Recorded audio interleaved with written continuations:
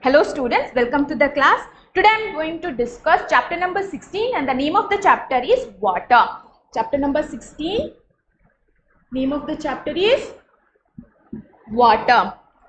So we all know about water, how much is essential in our life. Without water we cannot think of our life. So life would not have been possible on earth without water. In fact, 3/4 of the world is covered with water. That is, if we divide the world into four parts, 3 parts full of water, only one part remains as a land. Okay, so not only that, our body contains 70% of water, remaining 30% is for other material. 70% is for water only. Fruits, even fruits, they are having 80 to 95% of fruits and vegetables are made up of water. So without water we cannot think our life on this earth. Not only that, from water only life is originated. Water only life got originated. In ancient times, water was considered an element. In the olden days, water was said to be as an element, but on later it has been said that water is a compound. Okay, so but now it is established that it is a compound of hydrogen and oxygen. Compound means mixture of two or more elements. Okay, so combination of hydrogen and oxygen makes water. But in the olden days, in the ancient times, people used to say that water is an element. But nowadays, okay, so now we are saying that water is a compound mixture of two or more elements. So water is made up of hydrogen and oxygen only. So among all the compounds found on earth, water is the most abundant. So water is most abundant on the earth. We get water since water is very much essential for the life. That is why we can find lots of water. Abundant quantity of water is more. Okay, so obviously the quantity of water will be more on this earth only, because 3 parts of the earth is covered by water only. So water is essential for life. How water is essential for life? Water is essential for every living being, plant or animals. It acts in life process in 3 ways. Okay, water is very much important in our life. Okay, all living beings need water. Without water, none of the living being can survive on this earth. Okay, so we'll see here how water acts as a life processor. The first point is by taking part in biochemical reactions. The chemical reaction that take place in a living being are called biochemical reactions. The chemical reactions which takes place inside the living being, beings are said to be in biochemical reactions. For biochemical reactions, water is very much essential. Photosynthesis is a biochemical reaction in which water reacts with carbon dioxide in the presence of sunlight and chlorophyll to make glucose, to make food. Okay, how does a plant make food? Through the process of photosynthesis. Okay, when the sunlight falls on the leaf with the pigment of chlorophyll and with the help of water, it makes its own food, it makes its own glucose. So that is why water is used for biochemical reactions. This kind of reactions are said to be as biochemical reactions. By acting as a medium, water also acts as a medium. Water acts as a medium for the processes inside the body of a living being. So water acts as a process, okay, inside the living being, inside the body of a living being. How does it act? Water transports the food inside our body to different parts of our body. The reactions involved in digestion. So digestion, water helps in digestion. For example, digestion cannot take place in the absence of water. Digestion inside whatever food we eat, okay, whatever food we eat, it should be digested inside our body so that we can get the energy. Okay, so that we can energy to act, okay, to do things, to work. Okay, we need an energy. To get an energy, the food must be digested inside our body. The food is digested with the help of water only. So water is said to be as a medium. It acts as a medium for the purpose of digestion. Water also helps in the transport of substances inside the body. For example, nutrients move in solution from one part of other inside a plant. Blood, which contains a lot of water, carries nutrients, gases, waste and so on from one part of the body to another. The waste products expelled by the body as urine are also dissolved in water. So water not only helps us help for the digestion, it also helps to transport the materials, okay, transport the waste products, okay, so nutritions, okay, so nutritions, waste products inside our body, transports all the nutritions to different parts of our body. It helps in the for excretion process also, for throwing out the waste product, from our body, okay. So water is essential, that is why it is said to be as medium. Water acts as a medium also by acting as a coolant. So water also acts as a coolant. Water helps to regulate the temperature of the body. In summer you sweat a lot, the evaporation of the sweat helps to cool down our body. So what happens, we say that water acts as a coolant. Why does the water act as a coolant? So in summer days we sweat a lot, okay. Not only in summer days, whenever we feel very hot, okay, whenever you go near a hotness, okay, your body becomes very much hot, okay. So at that time what happens, you start getting sweating, okay. So after sweating what happens, you feel very cool, okay. So whenever our body gets extra hotness, okay, at that time immediately sweat comes out, okay. After sweating, the sweat regulates our body. The sweat is what? Water, the excess water, the water which is present inside our body, so that comes out, okay, because of the high temperature of the atmosphere, okay. So what happens at that time, whenever our body gets warm, hotness, at that time we sweat, and immediately after sweating we feel very much relaxed and cool, okay. So that is why water is also said to be as coolant, okay, acting as a coolant. We need water for various purposes. The main uses of water can be classified into household, agriculture and industrial. So everyday life we use water, okay, for cooking, bathing, washing clothes, everything, okay. So almost every day we use water. We drink water, we bath with water, we cook food with water, okay. So water is very much essential in our life. So household uses, we can see the household uses, how water is used in the houses.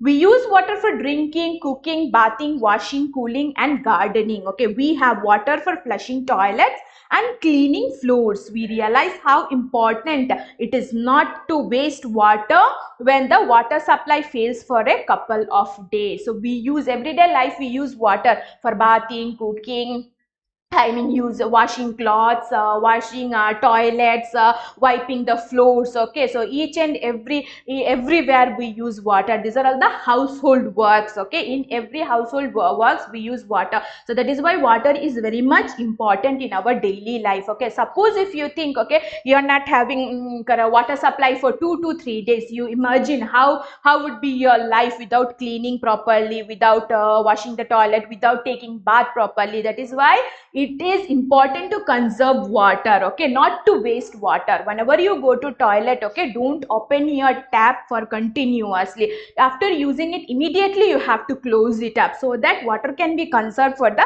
future generations. Excess of water should not be wasted, okay. So we should conserve water for the future. Now, agricultural uses, how we use water in the agricultural purposes. Like all plants, crops need water for photosynthesis, drawing materials from the soil and transporting substance from one part to the another. So like all other organisms, plants also need water, okay, for growing purposes, for photosynthesis purposes, for taking up for making food purposes, okay, and transporting substances.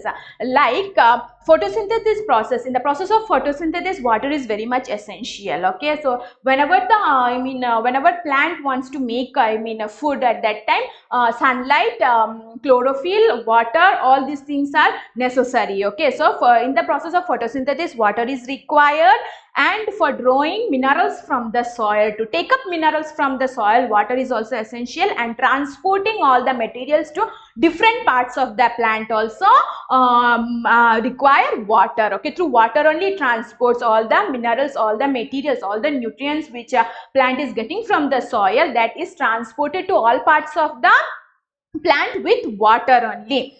They also lose a lot of water by evaporation. The human beings lose water from their body through sweat. Okay, the same way plant loses water through evaporation. Okay, mainly from the leaves.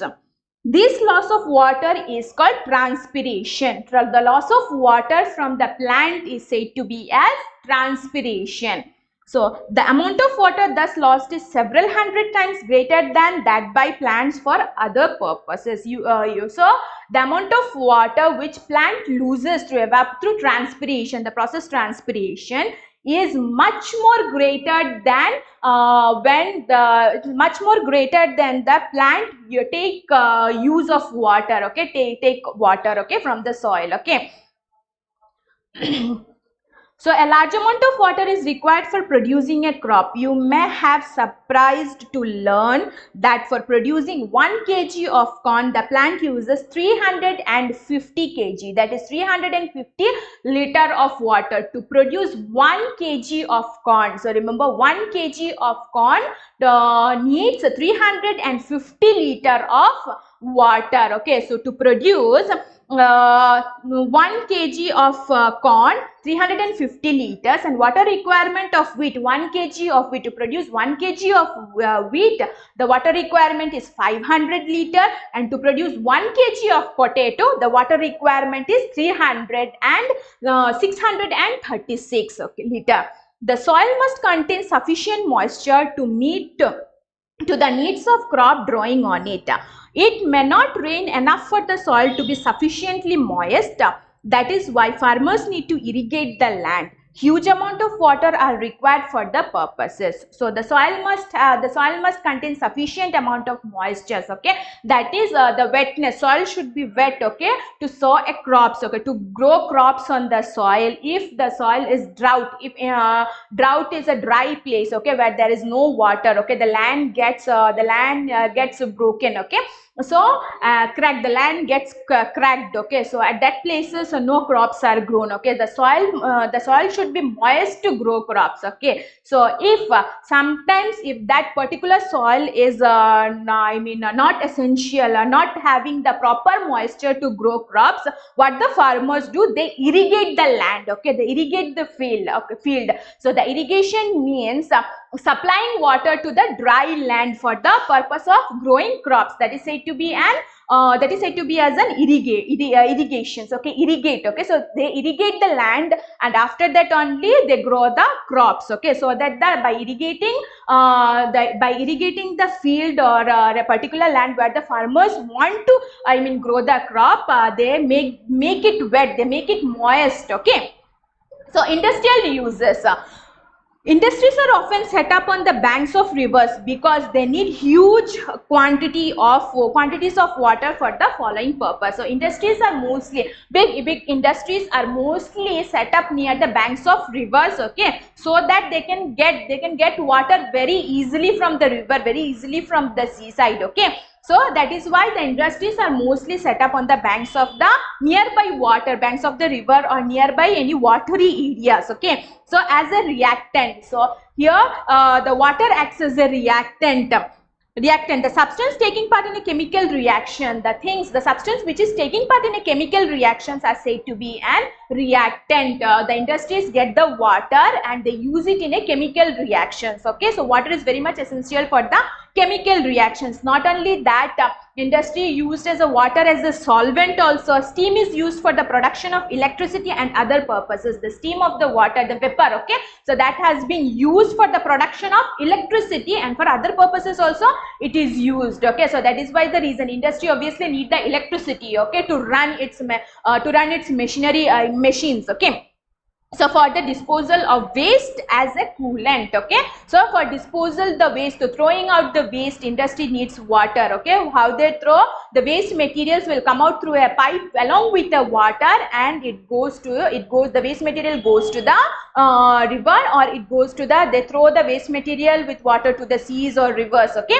so as a coolant, water acts as a coolant in the industry also. So now interchangeability of the states of matter. So water exists in all three states in nature. So we know that water have three states. One is gaseous state, one is liquid and one is solid state. Okay, so gaseous state is an evaporation, about the gaseous states. Okay, evaporation of an water vapor. The water vapors are said to be an gaseous state. Okay, liquid state, obviously we know the liquid state, the drinking water, that is liquid state, and the solid state, it is a ice cubes. Okay, so that is water appears, water have three states, one is gaseous, liquid and solid state. Evaporation and condensation. Now evaporation and condensation of water takes place frequently in nature. So evaporation and condensation every day it happens in our nature. Okay, so in our surroundings. Okay, so this this phenomena, let me explain this phenomenon in a detail. Like evaporation, what is the meaning of the evaporation? Okay,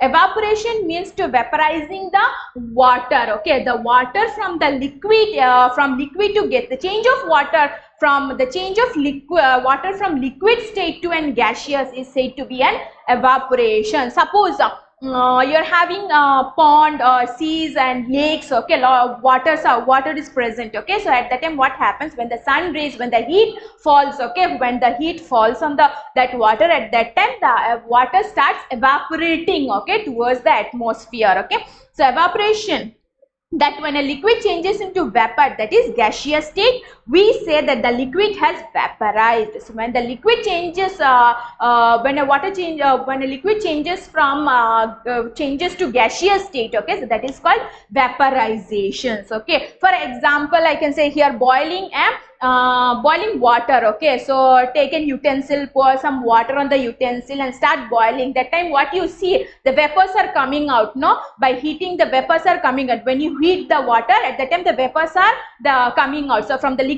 state it is transferring into the gaseous state. That is said to be an evaporation.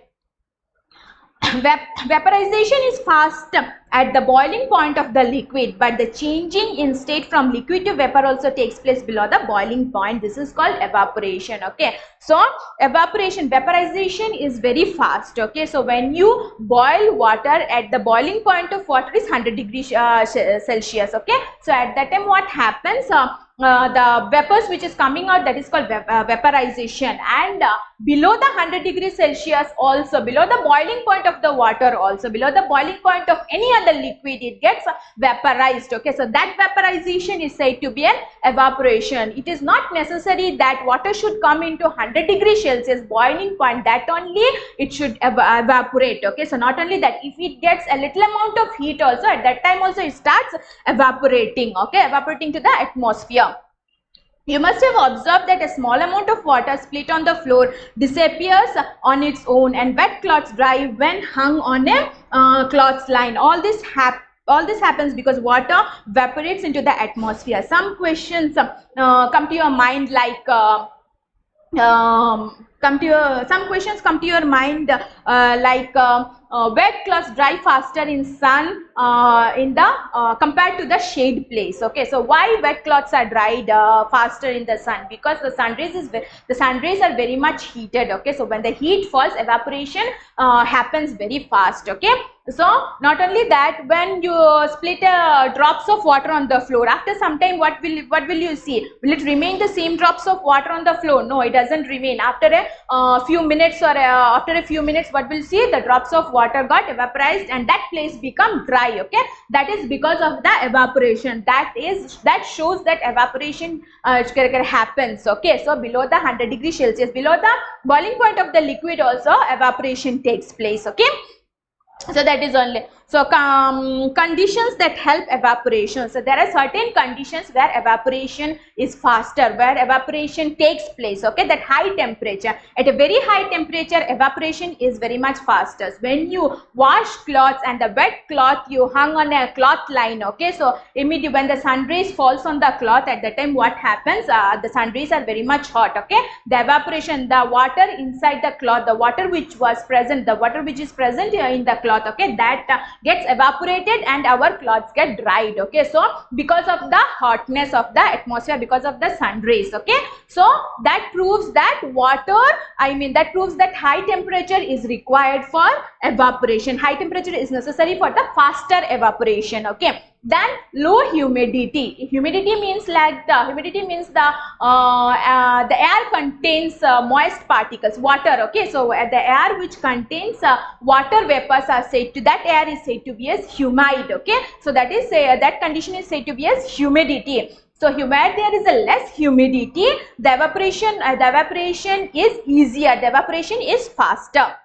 Air always contain water vapors, but there is a limit up to which it can take up water vapor. When air contains much less water vapor than its capacity, its humidity is said to be low, or the air is said to be dry. Okay, so the air which contains a less vapor of water, a less quantity of water, it is said to be that that air is said to be a less humidity. Okay, so it contains a less humidity, that means it is a dry air, it is not a humid air. Okay, so the air which contains water vapor mostly, so that air is said to be a humid. Okay, humidity air, and the air which doesn't have much water vapors, have a less water vapors, that air is said to be a dry air. Okay, so less humid air, less humidity is one of the main reason for evaporation.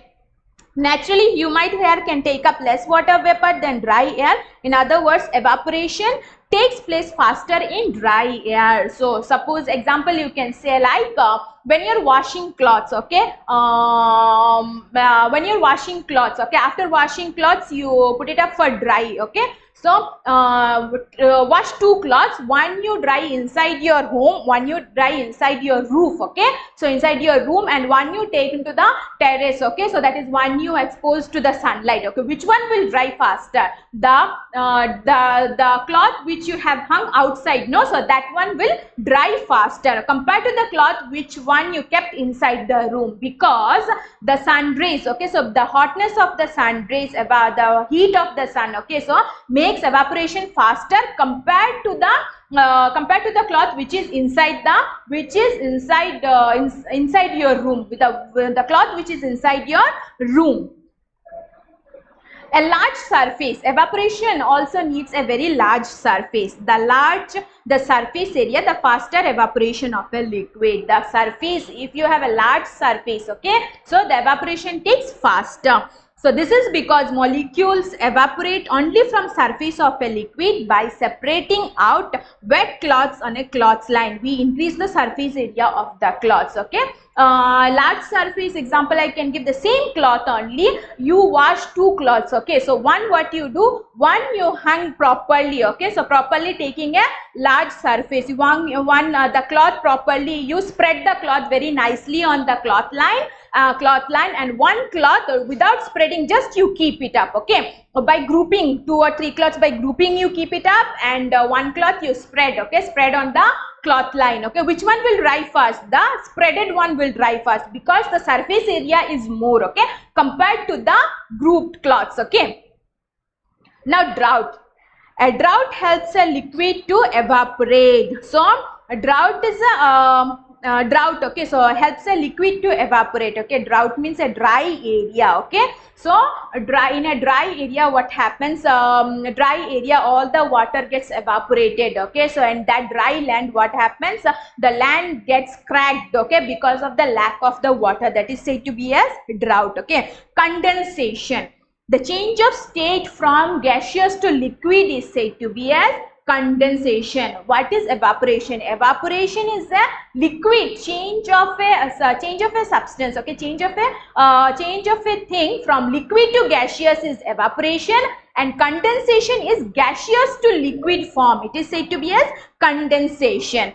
So if you place some ice in a glass, or take out a bottle of water from a fridge, the walls of the glasses or bottle wall look hazy. Okay, so whenever you take water from fridge, refrigerator, okay, you are very thirsty, you want to drink water. Okay, you need a cooled water to drink, so you are taking a bottle of water from the refrigerator and keeping on the table. After a few seconds, okay, you will see water droplets are falling outside the bottle, outside the cold bottle, okay, which you took inside, which you took from the refrigerator, which you took from the fridge, okay. So outside that bottle you will find lots of water droplets, okay. Since the water is inside the bottle, how come from outside bottle, I mean, we find that water droplets? This is because droplets of water collect on the outside of the glass or bottle, making it look easy. If you leave the bottle or glass for a few minutes, the droplets combine to form bigger droplets.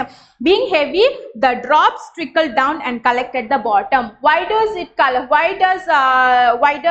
happens when you take water bottle from the fridge and keep on the table? After a few minutes or a few seconds, you will find the water from the outside, okay. So it is the droplets of water of outside the bottle you will find. Why it is happening? So it is happening because of the condensation, okay. So it is happening because of the condensation, like atmospheric air contains vapors, okay. So atmospheric humid air, okay, when touched with the cold bottle, at that time what happens, it gets cooled, okay. The vaporized gaseous, I mean water, the evaporated water gets cooled, okay. Atmospheric evaporated water gets cooled when it comes to the contact with the cold water bottle. At that time what happens, from gaseous state to, it transforms from gaseous state to liquid state, okay. So this is the reason why we get water droplets from a cold water bottle, okay. This is an example of a condensation. Now water cycle. So water cycle, from earth it is going to the atmosphere through vaporization, and again it is coming to the earth, okay. So that is said to be a water cycle. So how does it is happening? So water from the land and sea continuously evaporates in atmosphere. So land, sea, not only land, sea, the evaporation happens from sea, then river, pond, lake, streams, everywhere, okay. So every day, everywhere the water is getting evaporized in the atmosphere. Also we use up a lot of water for different purposes, yet the amount of water on the earth is almost constant. This is because the water is not lost, it only circulates among the land, sea and air. The circulation of water is called water cycle. The circulation of water from the land, it is going to the atmosphere, then from the atmosphere again it is coming to the seas, okay. So again it is coming to the land. That cycle is said to be an water cycle. Evaporation and condensation. Water evaporates from oceans. So from oceans, seas and rivers, lakes. So water gets evaporated every day because of the sun rays, because of the hotness of the atmosphere. Water is getting evaporated every day. So not from the seas, lands and plants, from the body of an element, from plants also water is getting evaporated, okay. So if the air is too cold, as on winter nights, the water vapor condenses at a very low height and forms as fog. So what happens at night when the air becomes very cool, at that time what happens? Fog, okay. Fog is formed because of the coolness of the weather. Fog is formed. You cannot see the hazy, winter season fog forms, okay. If you woke up at early morning, no, you will see 5:30 or 4:30. If you woke up at the early morning, you will find a hazy look when you come outside the road, okay. You cannot see properly the other things, okay. The nearby things also you cannot see, because it will look a very hazy, okay, fog, okay, because of the fog only, okay. So because of the condensations only. So a fog may extend from the ground up to a height of about 3/4 of the kilometer. In the days, if it is warm, the vapor rises with hot air. With increasing height, it becomes colder. Nearly a kilometer above the surface of the earth, it is cold enough for a water vapor to condense into droplets around dust particles to form clouds, okay. So after evaporation, what happens? How does a condensation takes place? Okay, the fog is formed about 3 to 4 kilometers from the land to, from the land to upward. Okay, so it is not like that the fog is formed up to the, so high. Okay, so it forms up to 3 to 4 kilometers, 2 to 3 kilometers or 3 to 4 kilometers distance from the land. The fog formed. Okay, because of the condensation of the water.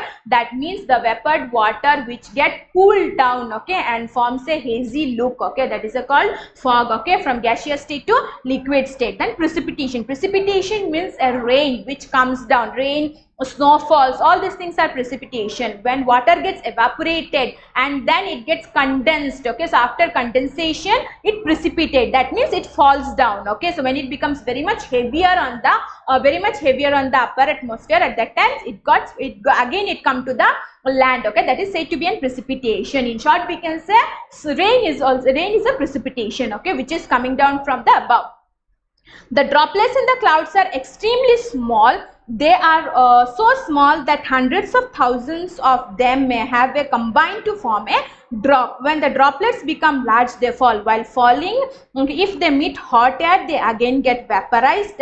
But if they meet cold air or cold mountains, they fall as rain. Forests also attract rain because they are cool. So what happens when the water gets vaporized, okay, so it condenses and form as a cloud, okay. So on the cloud, what happens, it gets cooled down, okay, and thousands of water droplets togetherly form a drop of water, and it precipitate towards the earth by rain, okay, through rain, okay. So the rainfall happens, okay. When the rainfall happens, when the raindrops are coming from the upper atmosphere, from the cloud, okay, so at that time what happens, some raindrops in the, if it is a hot weather, some raindrops on the atmosphere, on the surrounding, okay. So if you are having a warm atmosphere, warm air, the raindrops contact with the warm air, and again it evaporates on the evaporates, okay. So again it gets vaporized, okay.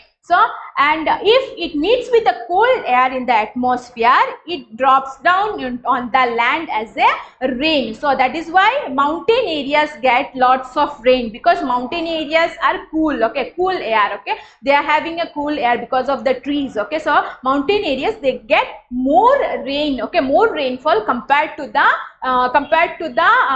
the area which doesn't have mountain, okay, mountainside. So forest attracts rain. In very high clouds, the water freezes into crystal of ice because it is very cold. These crystals fall as snowflakes when they become heavy. Sometimes rain passes through a very cold layer of air and freezes into hailstones. What happens when the water gets when the water gets condensed, when the water after evaporation, water gets condensed, okay, condensed as a cloud, okay. So in that place, what happens, if the if the cloud becomes very heavier, if the cloud, because of the coldness, okay, so because of the freezes, okay, so it becomes very heavier, okay. So because of the coldness, because of the very extreme cold, what happens, snow falls down. Instead of water drop, snow falls down, so, okay. So that snow is said to be as hailstones, okay, or it is said to be as snowflakes also. During a cold night, the water vapor of the air condenses into droplets over any surface exposed to it. This is called dew. So dew during night, you can see night, what happens, the cool, okay, so night is cooler compared to the daytime, okay. So at that time, what happens, when the cold air is there, water gets condensed, okay.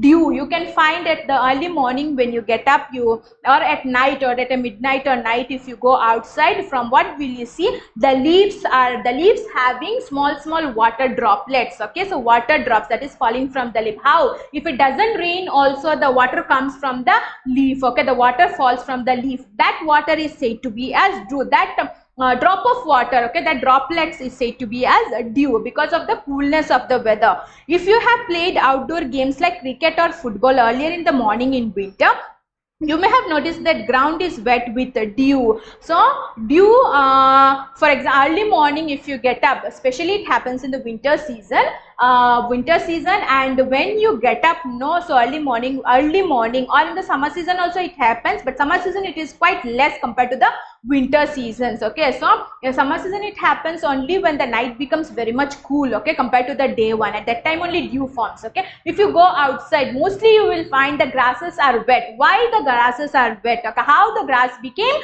wet? Because of the dew only, okay. So because of the coolant nature of the air, okay. So because of that, what happens, the condensation happens at that time. gaseous state changes into a gaseous water is changed into a liquid. Okay, so that is a condensation of water. You will find watery, grass is full of water. Okay, when you go early morning outside, you will find full of water is full of grass. Without any rain also you will find wet. Okay, so that is because of dew only. The deposition of water from atmosphere onto the earth in any form, liquid, solid, is called precipitation. The deposition of water means coming of water, okay, in any form like liquid or a solid form. Solid form is, I say, hailstone or snowflakes, or liquid form like water droplets. Okay, that is a rain. Okay, so coming from condensed cloud. Okay, so from coming from cloud, it is said to be in precipitation. So rain, snow, hail and dew are a form of precipitation. Return to the ocean.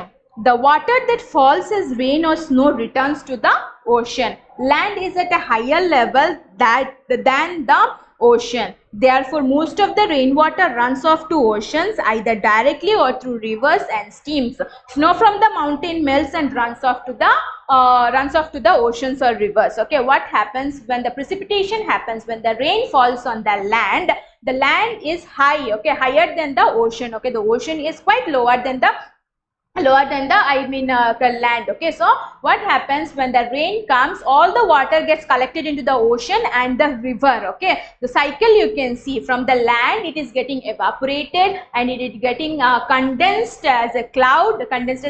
From cloud it precipitates, and from precipitation what happens? Again it is coming to the land and oceans. Okay, that is said to be a water cycle. From land to, again it is from land and seas. Okay, again it is coming to the land and seas. Okay, land, seas and oceans. Okay, so that is said to be a water cycle, that is circular in motions. Okay, that is from one thing it is going, converting into gaseous state, again it is converting into liquid state, again it is falling down and coming into land, again it is converting in evaporation. This cycle is again and again repeating. Okay, so that is said to be a water cycle. So this water to return to the oceans, the ocean also get plenty of water directly through rainfall. We have already defined the water cycle. It can also be defined as the continual exchange of water between the air, land and the ocean. Life on land would not have been possible without the water cycle. So without the water, life is impossible on the earth. Okay, no living being can live without water on the earth. Okay, so life is impossible without the water cycle also. Now, sources of water. How do we get water? What are the sources? Okay, so first is surface water. Surface water, water bodies like rivers, lakes and ponds form a major source of water for us. Rivers, lakes, oceans, seas are the major sources of water for us. The water from this is called fresh water. The water which we get from river, lakes and ponds are fresh water, said to be in fresh water. Seas are salty. Okay, and some lakes are also salty water. They have a salty water. On the other hand, contains salts water which cannot be used for household, agriculture and industrial purposes. But evaporation from the sea is the major source of rainfall. The rain replenishes our surface and groundwater resources. So what replenishes? Okay, the rain replenishes. Replenishes means the replacement of water. Okay, the water which has been used, again it is getting replaced. How it is getting replaced? Through the water cycle. Evaporation, condensation, again precipitation, and again it is coming to the land, again evaporation, again condensation. Okay, so that cycle is said to be replenishing. Okay, so that is repeating. Okay, repeating that cycle and replacing the water again. Okay, so it is going and coming again, going and coming again. Okay, that process. Okay, that is replenishing. So fresh water, we get the fresh water from river, ponds and lakes, and which is used for the household purposes. We drink, we bath, we use in all our household things. We wash utensils, we wash clothes, and all these things have been done by the fresh water only. Seas and some lakes are having salty water which is not used for household purposes. Now underground water. So how does underground water forms? The part of a rain that falls over the land. Okay, the rain which falls over the land that gets seeps down. Okay, seeps means the land is absorbing. The land, the soils are having small pores, that is a small holes. Okay, so the soils are having pores through which the water is getting getting absorbed deep under the ground. Okay, so it gets stored underneath the ground, okay, where there is where the seeps of water doesn't take place. Okay, so it gets collected under the water, that is called groundwater. And whenever we need the groundwater is also said to be as a fresh water which we use for our household purposes. Like groundwater, when we need the groundwater, it is getting stored inside the ground, okay, inside the earth.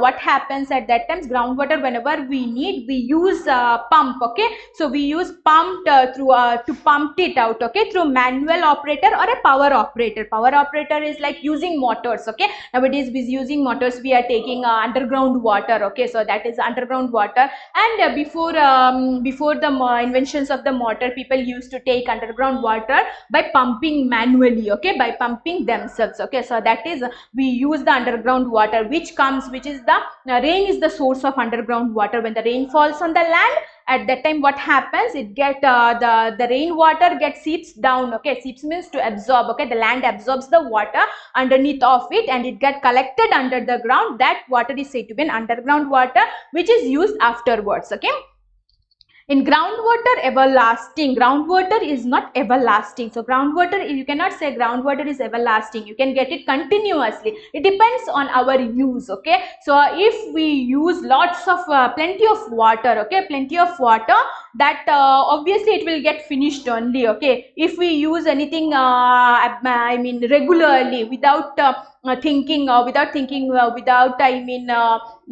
plenty of water we are using, wasting we are water, so obviously it will not be an everlasting water. It will, one or another day it will get shortage. Okay, so it will become short for use. Okay, when too much underground water is pumped out, the water table falls, and quite often it falls below the lower end of the pipe in the bore well. Then no water can be pumped out. Underground groundwater is particularly replenished by the direct seepage of rainwater. It is also replenished by seepage from a nearly river, if any. Then water table rises again. So groundwater is not everlasting. It depends on our use. Excess of use of water, obviously the water will get finished. Okay, it will go down. Okay, so it will go down, and which will be impossible for us to take out. Okay, so bring it on the upward. Okay, so it gets too much in the underneath of water. Not only that, when the again rainfall, okay, so the the water level, when the water level rises up, how does the water level will rise up? Because of the rain. Again, when the rain falls down, the soil will seep the water. The soil will absorb the water, and the level of the water, underground level water will rise up. Okay, not only that, the river, if you have a river nearby, okay, so the soil seeps the water from the river river side also. At that time also the level of water will come up. Okay, otherwise water level will not come out. That will vanish. Water will finish under the ground itself. Okay, and you will not get, if you use excess of water unnecessary, you will not get water. Okay, that is why water scarcity is happening, because populations are growing and the people are using more and more, lots of waters. Okay, that is the reason water scarcity nowadays is more in India. It is water scarcities are happening. Okay, we are not getting proper water to drink. We are not getting proper in a city. Okay, cities only you can find out we are not getting, because population is very high. They are using lots of water. Okay, and some people you waste water. Okay, unnecessarily. When they go for brush, okay, they open up the tap and they open the tap and come off. Okay, simply unnecessarily water is wasting. Okay, so because of useless usage of water, the water is diminishing nowadays. It is getting reduced. Okay, so now, and the rainfall also happening less in the areas where there is no sufficient plant. Okay, so the warm areas. Okay, so droughts. Okay, that is because of the scarcity of water.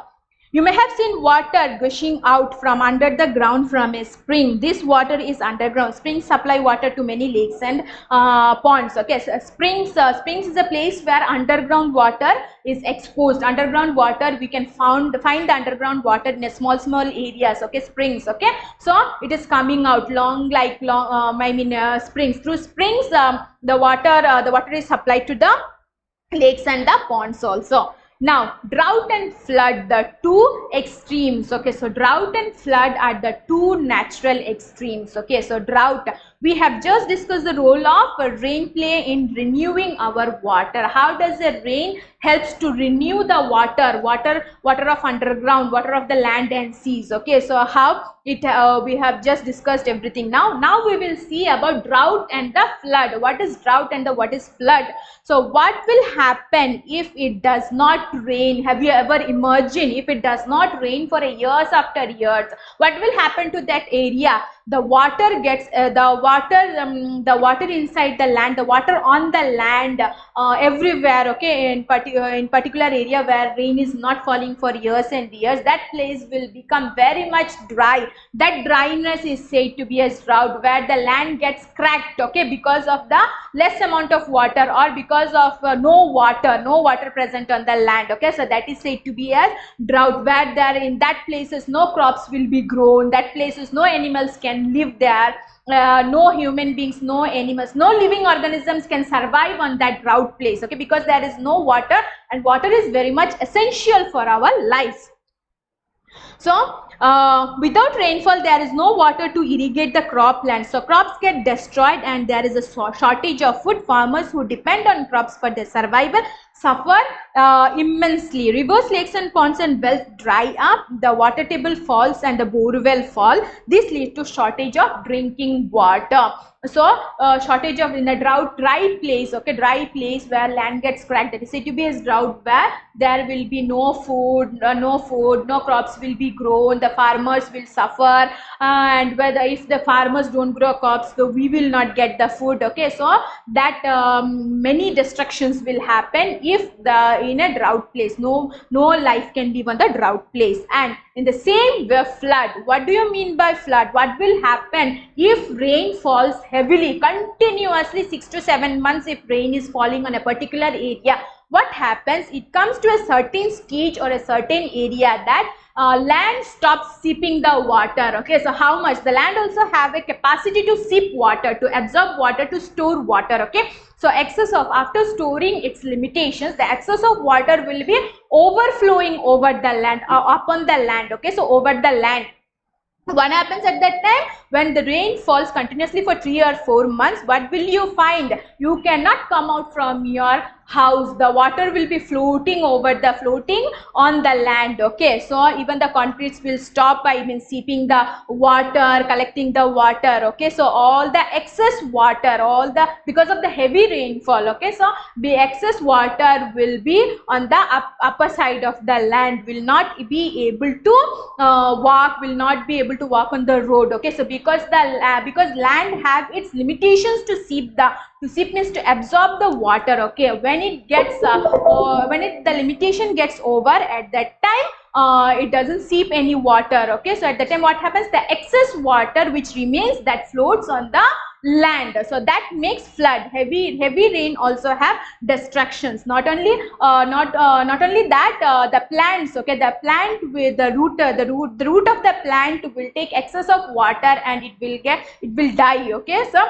many organisms cannot live on the flooded areas. Okay, they will not get any proper, okay, so they will not get any proper food in the flood areas. They will float. Okay, not only that, the fish, okay, fish from the aquatic organisms will be forced to come out from the lakes and rivers on the roadside because of the flood. Okay, so because of the floating water. Okay, so that also creates destruction, as the drought creates destructions. Okay, both drought and flood have its own impacts on the nature.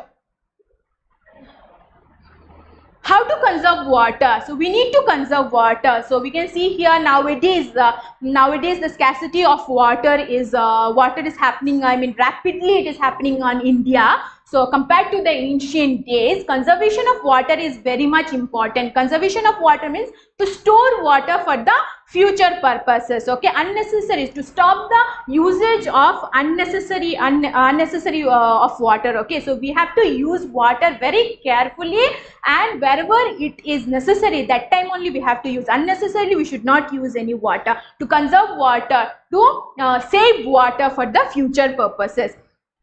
The need of water is increasing every day with rise in population. So obviously rise in populations creates need of water. Where there is a population increases, the users also will be increased. Okay, so one person is using 1 liter of water means 3% will obviously use 3 liter of water. Wherever the population increases, so with the use of water, the use of not only water, the use of everything gets increased. Okay, so the increased amount, the production is less, and when the increase is more, no, at that time what happens, the quantity of the that particular product, water or whatever, will get reduced, we have to grow more food, so we need more water for irrigation. Industries also must spend to cater for our needs. This too adds to the demand for water. So we must therefore realize the need for using water very carefully. When we use a resource very carefully so that it lasts as long as possible, we say that we conserve it. One way of conserving water is to make use of rainwater. Making use of rainwater is also rainwater harvesting. Okay, so here we have to use water very carefully.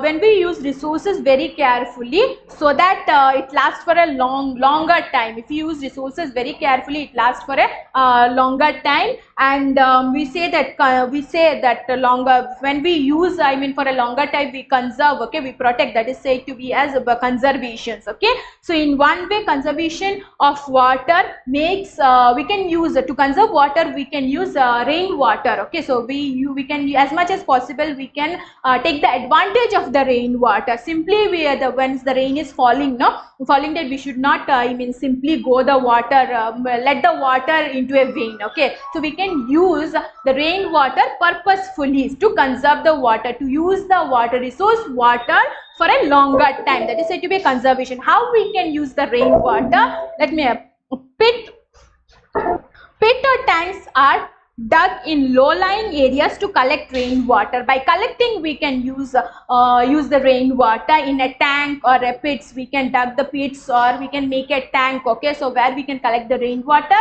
and later on we can use that rainwater. This water can be filtered, disinfected and supplied for consumption. Sometimes the collected water is fed into the dried up bore wells to replenish the groundwater reservoir. So when you collect the rainwater in a tank or a pit, we can use that water, we can filter that water for the drinking purposes. Okay, so for the drinking purposes, we can filter the rainwater, and not only that, we can replenish replenish the water into the ground for collection of groundwater. Rooftop rainwater harvesting is also useful. Rooftop rainwater is for collection of water from the roof. Okay, roof of the house. That is a rooftop rainwater harvesting. The rainwater from the roof of a house is collected through pipes in tanks or the ground. Okay, the rainwater which is collected on the roof of the house, that has been collected with a pipe into the tank, that has been collected through the pipe in a tank. Okay, and later it can be used. For example, you can say, let us suppose the roof of area is 100 meters square. If the area of a roof is 100 meters square, at that time the annual rainfall, suppose the annual rainfall is 100 centimeter, that is 1 meter, 100 centimeter 1 meter, that we are able to collect only 70% of rainwater. So at that time we can be able to collect 70% of rainwater. How we can collect the 70% of rainwater? Then the volume of water collecting in an area is 100 meters square. Okay, so the area of a roof is 100 meters square. You have to multiply with 1 meter and again 70 by 100.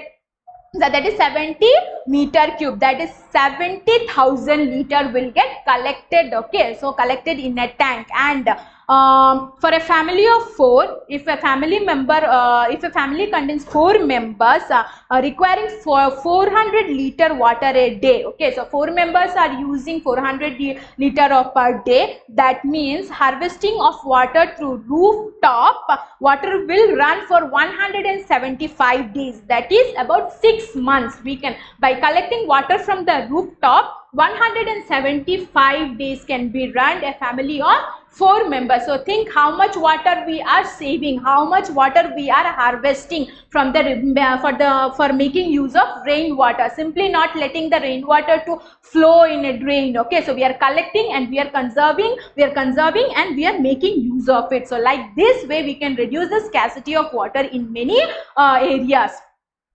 In a hilly area where there are hills on the 3 sides, a reservoir is made by raising a dam on the 4th side. The harvested water is supplied to the nearby cities. So in a hilly areas, what we do in a hilly areas where there are hills by the 3 sides, by constructing dam on the 4th side, we can collect the water. Okay, so that water can be supplied to the cities. Okay, so that water can be supplied to the cities, or where there is a lack of water we can supply the cities. Here the cities we are saying because the city contains the less amount of water because population is more and the usage of resources is more. Okay, so since there is a usage of resources more, the scarcity will happen. Okay, so here the hilly areas also can supply, we can conserve. Okay, so conservation. Okay, so we can harvest the rainwater by collect the rainwater and make use of it. Okay, that is said to be as harvesting. So here ends your chapter.